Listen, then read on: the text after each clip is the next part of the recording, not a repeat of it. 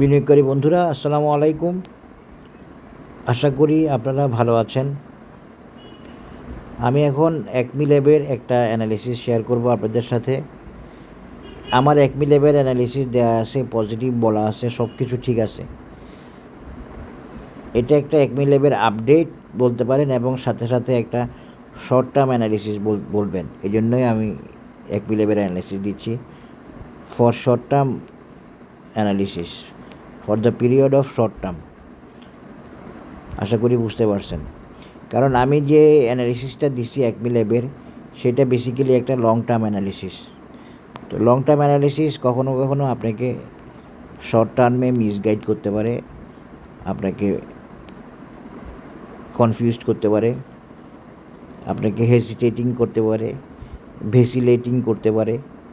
আশা করি বুঝতে পেরেছেন। তো এখন আসেন একমি ল্যাবের অ্যানালিসিস চলে যায়। একমি ল্যাব অ্যানালিসিস দেওয়ার পরে মোটামুটিভাবে আস্তে আস্তে উঠে আসতেছে। তো আসলে এই বাজারটা, আমি যেটা অ্যানালিসিস দিছি সেটা এখন ভ্যালিড আছে এখনও। এই বাজারটা টানা উঠবে না, টানা উঠে আসবে না। কতর দিকে আসবে না, 6400-র দিকে আসবে না। তো এই জন্য বাজার কি করবে, বাজার কিছু দূর গিয়ে আরেকটা কারেকশান হওয়ার সম্ভাবনা থাকবে। তো কারেকশান হওয়ার সম্ভাবনা থাকা মানে আসলে বাজার প্রাইস গেইন বেশি করবে না, বেশি করতে পারবে না। এই জন্য সব আইটেমকে টানা নিয়ে হয়তো উঠাবে না। তো একমি ল্যাবে একটা ভালো শেয়ার। এইদিকে ফার্মাসিউটিক্যাল সেক্টরে অ্যানালিসিসও সেরকম এখনও ভালো হয়নি। তো সব মিলে একমি ল্যাব উঠতেছে, বুলিশ আছে, সব কিছু ওকে আছে। তো একমি ল্যাবের একটা শর্ট টার্ম অ্যানালিসিস দিব, পাশাপাশি একটা কথা বলবো যে একমি ল্যাব এখানে কিন্তু একটু প্রবলেমে পড়ছে। দেখেন, লম্বা একটা পিন বার করে সে নিচে নেমে আসছে। কারণ কি জানেন, সে এখন একটা জায়গায় তার বাধা পড়ছে, সে তার একটা একটা পা সামান্য বাধা আছে। সেই বাধাটা হচ্ছে তাকে কনসলিডেট করতে হবে। কনসলিডেট করার প্রয়োজনে সে 88 গিয়ে নিচে নেমে আসছে, এবং বর্তমানে 84।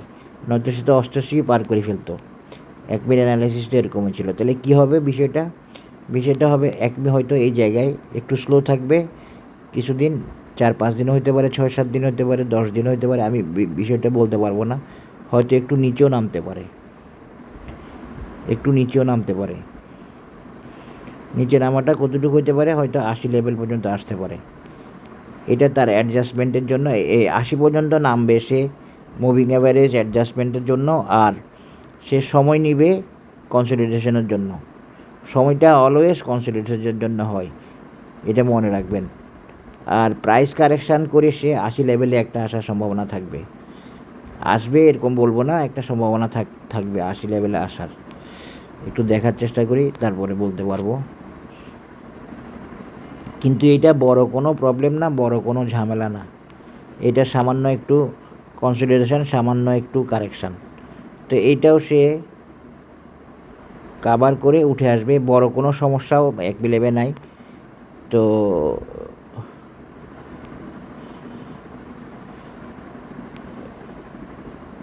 হয়তো এখান থেকে উঠেও যেতে পারে, এমন হতে পারে এখান থেকে উঠেও যেতে পারে। সুতরাং আমরা একমি ল্যাবের সামান্য একটা বাধার কথা বলছি, যেটার কারণে 78 লেভেলে আসার একটা ব্যাপার থাকতে পারে, নাও থাকতে পারে। তবে এই জায়গায় একটু স্লো হয়েছে, বা এই জায়গায় যে সে উঠে নেমে গেছে, এই কনসলিডেশনের প্রয়োজনে, কনসলিডেশন শেষ হলেই সে উঠে আসবে। এটা 2-3 দিনে শেষ হতে পারে। এটা একটু কনফিউজিং, কনসলিডেশনের টাইম বলাটা বলা যায় না, কঠিন ধারণা করা যায়, সেই হিসাবে বলছি আর কি। তাহলে এখন আমি যেটা মূল উদ্দেশ্য, যেটা আমি অ্যানালিসিসটা দিচ্ছি, সেটা হচ্ছে একমি ল্যাবের আমার লং টার্ম অ্যানালিসিসটা ভ্যালিড আছে, ওকে আছে, কোনো সমস্যা নাই আশা করি। কিন্তু আমি এখন আপনাদেরকে শেয়ার করব শর্ট টার্ম টার্গেট বা শর্ট টার্ম রেজিস্ট্যান্স লেভেল, যেটা আগে আমি শেয়ার করি নাই বা আগে আমি দেখাই নাই। সেটা হলো এখান থেকে 84 থেকে যে সাপোর্টে আছে, 84 থেকে এই 95 টাকা, এটাই হলো একমি ল্যাবের নেক্সট রেজিস্ট্যান্স। এটা মাথায় রাখবেন, 95 টাকা। এই এই 95-এর পরে 1 মিলিয়নের টার্গেট কত? এই 95-এর পরে 1 মিলিয়নের টার্গেট হচ্ছে 112। দেখেন এগুলো মিলতেছে, মিলে যাবে। এই যে 95, এইটা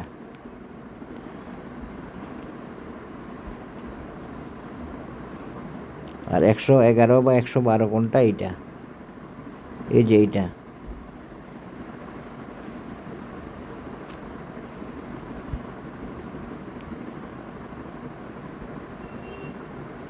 তো 1 মিলে মূল টার্গেট কিন্তু আসলে এখন 94 যাওয়া না, কমপক্ষে 112 যাওয়া।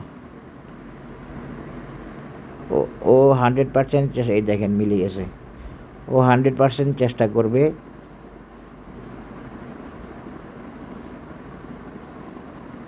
112 লেভেলে যেতে। এই 112 লেভেলে যেতে, 111 বা 112 এই লেভেলে যেতে। এটা হলো 1 মিলিয়নের শর্ট টার্ম অ্যানালিসিস। 95 টাকাটাই আমি শুধু দেখাচ্ছি না, শর্ট টার্মের জন্য আমি 112 দেখালাম। এই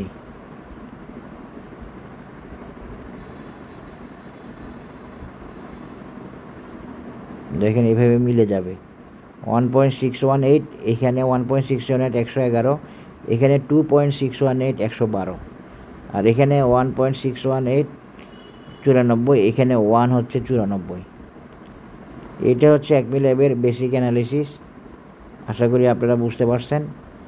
আপাতত আপনারা 112 পর্যন্ত ট্রেড করতে পারেন। আর লং টার্ম অ্যানালিসিস, লং টার্মের জন্য সেটা আলাদা কথা। সামান্য একটু কারেকশানের নেসেসিটি তৈরি হয়েছে, এটা বেশি কিছু না। এখানে একটু টাইম নেওয়াটা খুব ভালো হচ্ছে 1 মিলিয়নের 112 যাওয়ার জন্য। এটা মনে রাখবে, 1 মিলিয়ন যে এখন সময় নিতেছে বা নেমে আসছে, ওইটা ওর কনসলিডেশন শেষ হয় নাই, উঠতে পারবে না, এই জন্য ও নেমে আসছে এবং নেমে এসে সে সময় নিচ্ছে, এবং এই সময় নেওয়াটা ভালোর জন্য হচ্ছে, ভালো হবে এই জন্য হচ্ছে। 1 মিলিয়নের টার্গেট 138 বা 140ও আছে। এই যে দেখেন, এটা আমি উঠাই দিই এখন। এখানে সবগুলা টার্গেট 1 মিলিয়নের জন্য ভ্যালিড। যেমন ধরেন এটাও ভ্যালিড, হ্যাঁ 138। তারপরে 180ও হয়তো ভ্যালিড থাকবে, আমি একটু দেখাই আপনাদেরকে।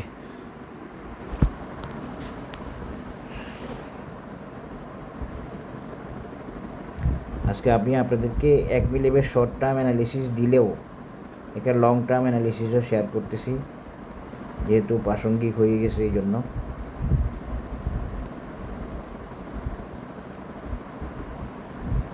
আপনি যখন প্যাটার্ন পাবেন তখন ভাববেন যে আপনি রোড ম্যাপ পেয়ে গেছেন। রোড প্যাটার্ন একটা গাইডলাইনের মতো, একটা রোড ম্যাপের মতো।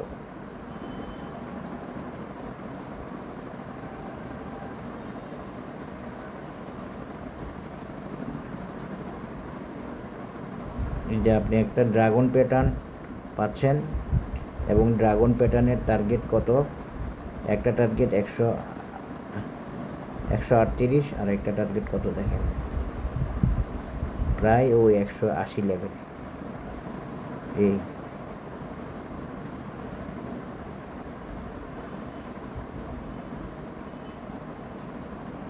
186।